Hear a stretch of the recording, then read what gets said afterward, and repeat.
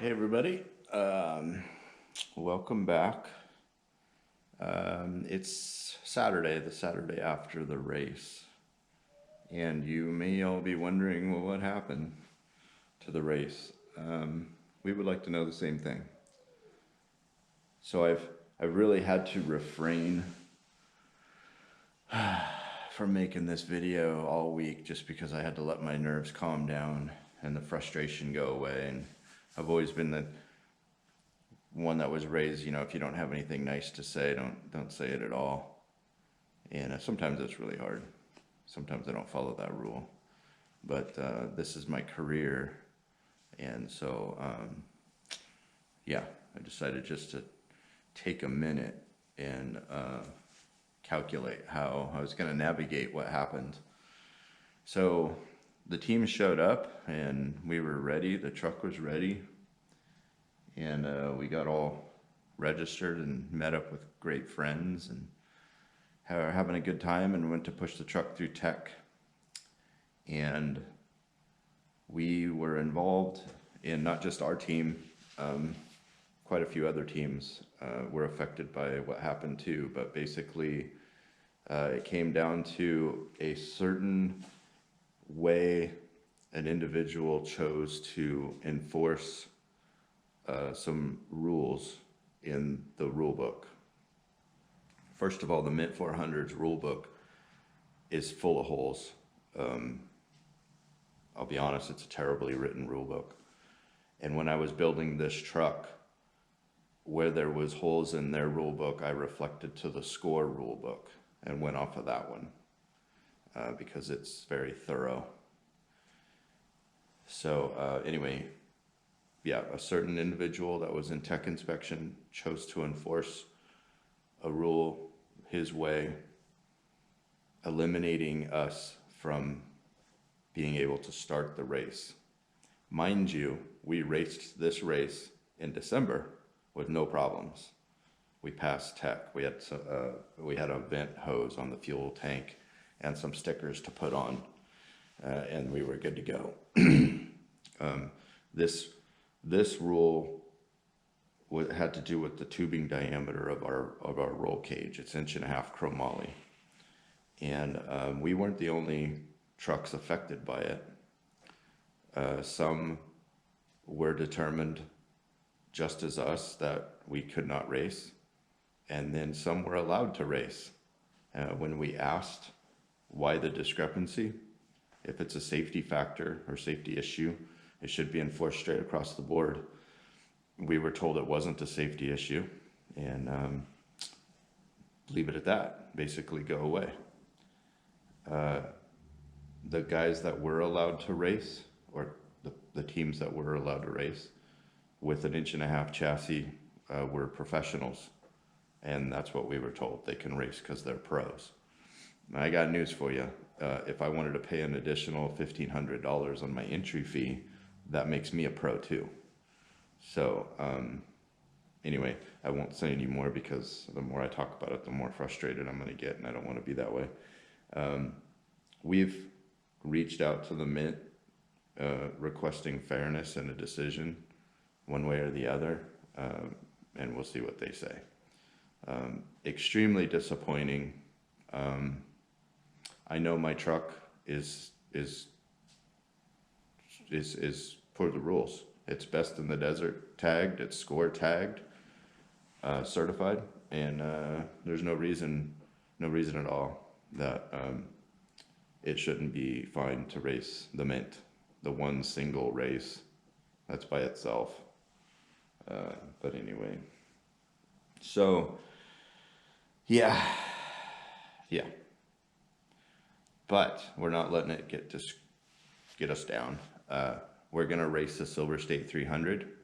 I'm making some changes to the truck on the rear end and the rear suspension, and then I'm gonna take it to Best in the Desert and get it certified by them, and we'll be able to race all the BITD races next season. So we're gonna start off with the Silver State at the end of April, and yeah, should be fine. So back to the weekend though, when the team was here, we couldn't race on Friday, and the team was going to be here all weekend, so we had a great time in Vegas, and we enjoyed the parade. We got to go through the parade, and then we got to park the truck on Fremont Street on display next to the Catalyst guys booth. There's stickers all over the truck. Where's it at? Oh, right there. Let me put it right here. Catalyst. So pretty amazing product. Check them out. They're on Instagram, and they've got a website and everything. It's good stuff. All kinds of beverages and health food stuff. It's CBD stuff. But I tell you what, a little plug for them.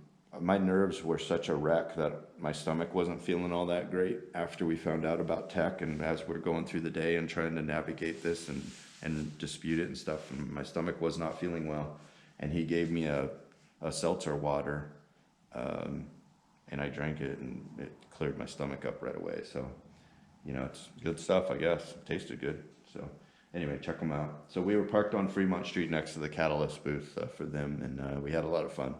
And then the team decided, well, let's test the truck out. Let's come back to my house, and we'll go to our testing site that's right near the house, and we'll set up our full pit, and we'll practice. We'll shake the truck down, and we'll actually practice fueling and all that stuff. So that's what we did. We had a lot of food in preparation for the race, so we cooked up that. Jay, Brett's brother, Jay, made some amazing barbecue beef sandwiches, and then we tested the truck really hard, and we found a failure in the rear end. We were flying along some whoops pretty good, and we came into a little serpentine chicane type part in the trail, and it was whoopy, and the truck caught some air, and I was setting up for the turn, so we landed a little sideways, and we broke one of the rear links on the rear end to the 4-link suspension. It was a design that I wasn't too happy with when I got the truck, but I had to leave it because I didn't have time to fix it, and it failed. So if there's a silver lining to this entire inspection thing of the race, it would be that, because that link would have broke on the Mint course, and then we would have been stuck out there, and it wouldn't have been quickly repairable to finish the race. So silver lining is we got some good testing out of it, and we found the one weak spot in the truck. So I am fixing that, and I've been working on it all week, and I'll show you that in a minute. Other than that, though, the truck ran good, motor ran good. Got to do a little tweaks on the suspension. We had a good weekend, and got to hang out with all the friends and family again, and a great group of people. They're just amazing. They're still gung-ho to do this, and yeah, so we will. I'm on a bigger mission, excuse me, now than ever before. So let's see, the Patreon page, talking a little business now. Patreon page is set up. I got to put a post on there. I'll make a little quick video for it, but we've got all kinds of goodies and the different memberships that you can do to get t-shirts and hats and swag, and I'm going to do some raffles and giveaways of stuff. So yeah, if you want to support this team and support the shop and support the projects that I do, yeah, go to the Patreon page and subscribe. I'd appreciate it. It's awesome. The whole point of me doing this is to inspire people, and all through my fire career, I taught a lot of young firefighters, and being able to inspire people to go out of the box and go beyond their comfort zones and expand and stuff is a really fulfilling feeling that I get, and I enjoy helping people and inspiring people. And you know, nothing holds you back from doing stuff that you want to do other than yourself. There's always a way, and you just keep trying. This last weekend is a perfect testament to that. You know, just because of one person's opinion about something wiped out our whole race weekend, and it could have been very easy for us to get discouraged and just blow the whole thing off. But that's not me, and it's not this team for sure. We're not going to let it stop us. We're going to keep going forward, and that's racing, you know. It really is racing. You got to expect the unexpected, and not give up and keep pushing forward. So that is what we are going to do. But the truck looked good. Tires all shined up and looked pretty fancy. It got a lot of attention. A lot of people liked it. So to everybody that came by our spot, our booth at on Fremont Street, thank you very much. Thank you for all the positive vibes that you gave us about our truck and the team. And it was really, really good. So thank you. And thank you to all the subscribers and everybody that watches us. Check out the Patreon. Be really good help, really good support, because this stuff is, it's kind of expensive. So let me show you the rear end of what we're doing here.